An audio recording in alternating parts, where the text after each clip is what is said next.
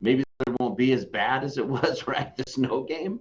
Yes. Oh, yeah, man, I forget about that. Yeah, the Rams had the ball late in the game. It was snowing. Yeah, that was a crazy playoff game last year.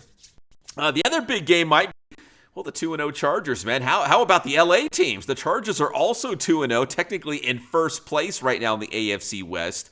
And Patrick, their schedule, the way it's kind of laid out is they're opening the season with 3 straight division games, right? They beat Kansas City, and then they beat the Raiders on Monday Night Football, and now they've got the Broncos coming to L.A. Man, if the Chargers beat Denver, they would be 3-0, but also 3-0 inside their division, man. What a huge, head start on everybody else. Which we know is huge. There's always talking about reseeding, but now you got to win your division. That's not easy, having to start the season like that. But, I mean, I think they've done what we kind of suspected, what Harbaugh does at every single stop. I think it could be argued that he's one of the better coaches of all time. Even Belichick or even Saban had trouble, in college he's having now, but was good in the pros. Harbaugh's been good at both. And he does something. He's a quarterback whisperer, I believe. Justin Herbert looks incredible, and maybe now we know why he took that gig with the Chargers, because he's like, I get this kid. I've done a lot less with a lot less skill. He's got a ton of skill, and he's doing what he does, man. Beef up the offensive line. They had a huge catastrophic injury. They don't even look phased. Yeah, I mean, he's bringing that Michigan mentality. He's got his star quarterback, and maybe we can start the MVP talk right now for Justin Herbert. I mean, he has looked awesome.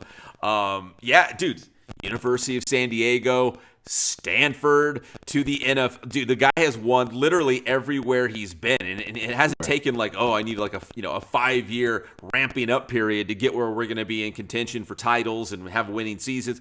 No, he does it right away. So if you're a Chargers fan, the time is now. Like, it's this season. Like, they could be one of the best teams in the NFL. Yeah, 1-2 years, and he's in the mix. Yes. Yeah, so, man, it's very impressive. But that's a big game for the Chargers, just the fact that they could jump out to the top of the division and have a nice little, comfortable lead in the AFC West if things go well against Denver this weekend. Now, the other game I'm keeping an eye on because it's got local ties, the Raiders, the Silver and Black, are playing at the Washington Commanders. Jayden Daniels, our guy, the pride of Cajon, with a knee injury. Listen, man, if Washington does not have Jayden Daniels, I just feel like they are not the same team, man. He is a special player. They need Jayden Daniels. You just wonder, is this a huge caution thing? Like, why are they doing this? Is this because they believe that Mariota can at least run the offense somewhat? Like, hey, maybe let's just make sure this knee is all good, because I've heard that the knee isn't catastrophic.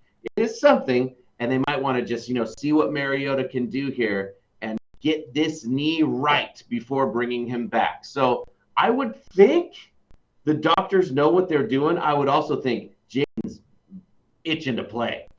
Oh, yeah, Jayden 100% wants to be out there. But my feeling is, and no slight to the Silver and Black, don't at me on social media, but the Commanders are probably thinking, hey, this is a winnable game against the Raiders if we don't have Jayden Daniels, because Marcus Mariota is still a good quarterback. He's probably one of the better backup QBs you have in the league. They're home. Washington home for this one. So they're probably thinking, we probably could save Jayden Daniels, give him another week to recover, let Marcus Mariota play. Las Vegas is a winnable game, at home. So I don't know, but they have not ruled him out per se. But I kind of feel like he's questionable. He's not probable, I would say. I think he's not going to play. Yeah. I'm kind of leaning your way too, Patrick. So big weekend of NFL football, big weekend of college football too. 3-0 USC at home Saturday night against Michigan State. We mentioned that one. And I think it's like an 8 p.m. kickoff, man. I love late night Saturday college football. Staying up to like 11 or midnight and there's still a game on live. You can't beat it. I love it, but clearly we are West Coasters. Yeah. Because if you're an East Coast person, I never understood how you could watch Monday Night Football and all that stuff. That's why I kind of agree with the doubleheader they do sometimes on Monday Night Football. Yeah. It makes me think maybe they should have an earlier game every Monday Night Football for the East Coast, and then we can get the West Coast. Yeah, think about old Sparty, right? In East Lansing, Michigan. They're going to be like, dude, how did USC end up in the Big Ten? Why are we up until 2 a.m., 3 a.m. trying to watch this, football game, depending how long it goes? So. Yeah, this game's at 11 p.m.? Exactly. Hey, and it's kind of the unofficial, I guess, rivalry weekend. We've got Miami Hurricanes against the Florida Gators. We have Washington against Washington State, the Apple Cup. We got Oregon against Oregon State, the Civil War. Like, I don't know why, but it all kind of lined up. We got all these rivalry games this weekend, too. Remember, this is kind of how the season used to end, but with the new playoff, this is what they've done. They've kind of reshuffled it. Yeah. So now it's rivalry weekend in like week 4 as opposed to the end. It's going to take some getting used to, but at least they keep those rivalries intact at some Tradition. point. Yes, tradition, of course. And finally, Patrick, some baseball. 10 games left in the regular season for the Dodgers. They salvaged the final game against the Philadelphia Phillies last night, 5-zip. Shohei Ohtani hit home run number 51. Blake Snell looked great. So for the Dodgers, they're looking good. But it's significant that they beat the Phillies because if the season ended right now, the Dodgers would play the Mets in a 3-game wild card series to open the playoffs. If they beat the Mets in advance, they would likely see the Phillies in the following round. So Philly just took 2 out of 3 against the Dodgers. That's why this series was significant, because it could be a precursor to the playoffs. It does look like some signs, right? Snell is back and looking good just in time. And you know who else? Mr. 51 home runs. He was blanking them on the mound. He looked really good. So it's good to have Shohei. It was kind of funny. You could see Roberts going up to Shohei like after 5 innings of like basically just acing it. Like, okay, what do you want to do here? Do you want to keep going? Or it was very Dave Roberts. It was very funny because all the other coaches were giving him some crap about it. It was hilarious. Again, there is no blueprint on how you do this, especially with Shohei Ohtani coming off an elbow injury. So they obviously want him ready for the playoffs. He was, I think it was, 5 no-hit innings, and he also hit a home run. I mean, the guy's unbelievable. So I would assume they're going to use him as a starter in the postseason.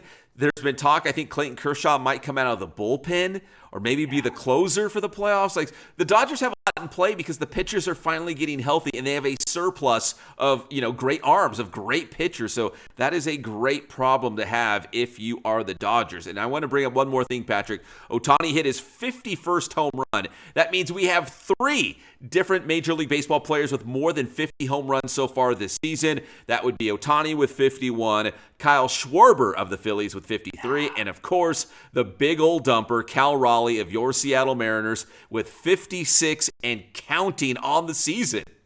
56, he passes Mickey Mantle as the most home runs for a switch hitter. Yes. And he ties the Mariner record of tying Ken Griffey Jr. And anytime, even Cal said it in the interview, my name does not belong in the same sentence as Mickey Mantle and Ken Griffey Jr. I appreciate it, but he goes, maybe it'll sink in later. I just can't deal with it, right? It's too much, dude. A historic season for Cal Raleigh, any way you slice it, and a big year for hitting the long ball. Real quick, the last time that Major League Baseball saw 3 or more guys hit 50 or more home runs in one season, 2001. Check out these names: Barry Bonds, Sammy Sosa, Alex Rodriguez. He named the 4th one. He's kind of not maybe he comes to mind quickly.